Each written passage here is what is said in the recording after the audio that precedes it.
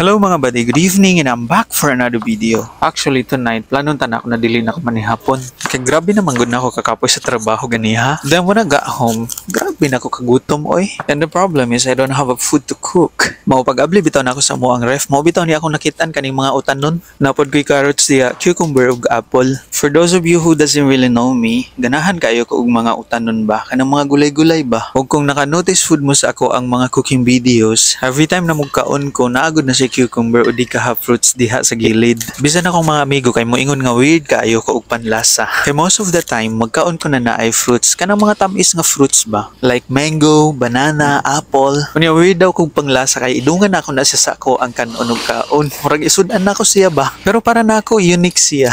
Basta ganahan kayo kung magkaon nga na ako'y malasahan nga tamis gamay.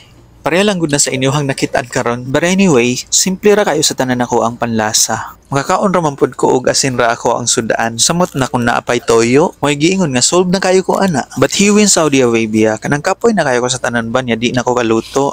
Cucumber na lang akong isudaan, mao na lang pud na akong kaunon. Linahot tay manggihapon mga badi. Ari lang sa takot og mga badi. Bye. Like and follow.